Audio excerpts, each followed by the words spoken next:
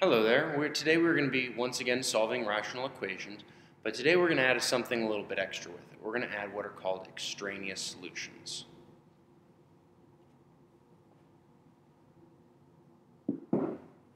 So first off, definition. When we're solving an equation, if we get a result that is not in the domain, then this is what we call an extraneous solution. It's not part of the actual solution. For instance, if I have a domain of all real numbers except for 5 and 6,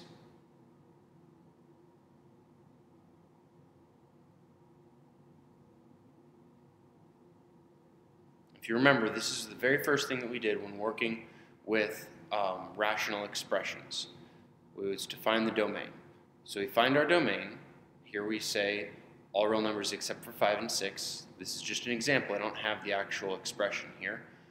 If I were to solve out, and if I got, let's say, x equals 4 and 6, so these would be the numbers that I would get if I were solving it out, just as an example. Well, I can't take 6 as one of my solutions because my domain tells me that I can't plug 6 in. So I can't use 6. I'm just going to cross it out, and my only actual solution is going to be x equals 4. So if the number you get for your solution when you're solving is the same as your exception in your domain, then it's not a real solution. It's what's called an extraneous solution.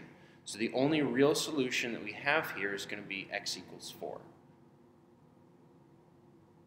Let's take a look at an actual example with actual expressions that we can solve out.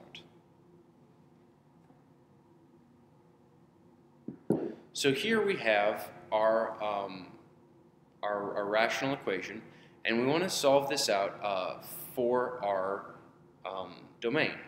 For the start, just like when we were solving out normally, we want to find our least common denominator. So in this case, I see I have an x plus 3 as one of my parts, and everything's got the x plus 3, but I also have x as one of my parts. So my least common denominator is going to be x parentheses x plus 3.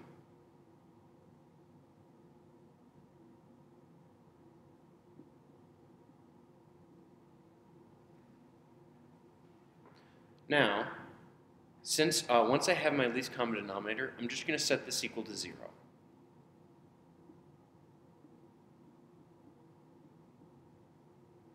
I split it into its two parts.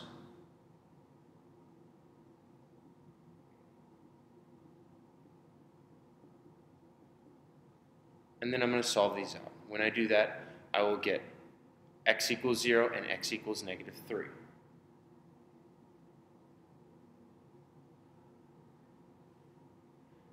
So my domain for this is all real numbers except for 0 and negative 3.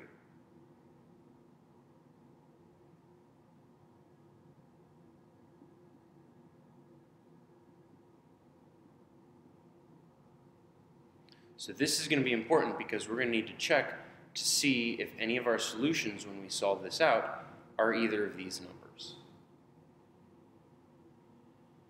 So I'm just going to take this and I'm going to push this off to the side, and I'm going to solve out this same expression the way we've been doing. So we know that our least common denominator is x parentheses x plus 3.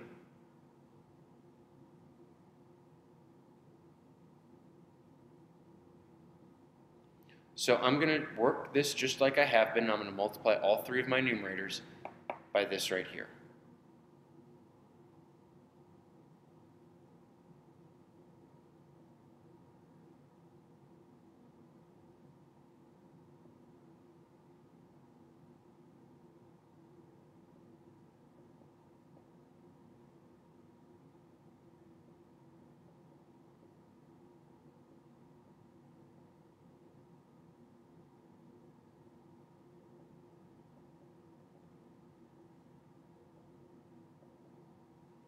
So here I've multiplied all three of my numerators times by x plus 3, times by x plus 3, times by x plus 3.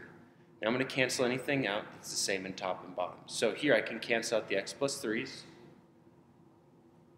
and I've got x times x, which is x squared.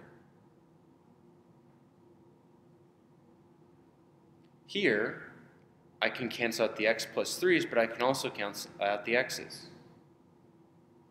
which will just leave me with 6.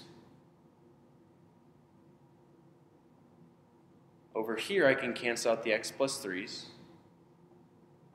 and I have negative 5 times by x, which is negative 5x. Now I'm going to solve this out, just like we've done before. So I want to bring this x over to the left side, so I'm going to add 5x.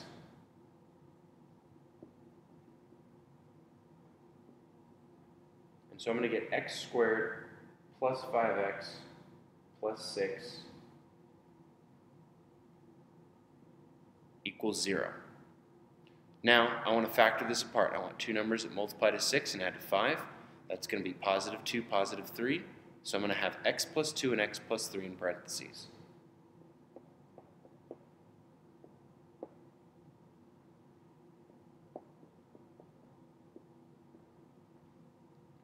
Just like that. Once again, split these apart, solve it out.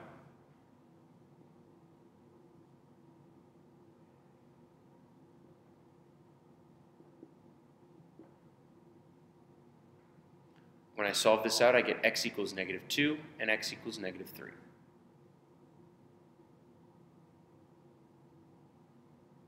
So this is normally what we would say our solution is. But if we look at our domain, we see we have all real numbers except for 0 and negative 3. So I can't actually plug negative 3 into my original expressions. So negative 3 is an extraneous solution.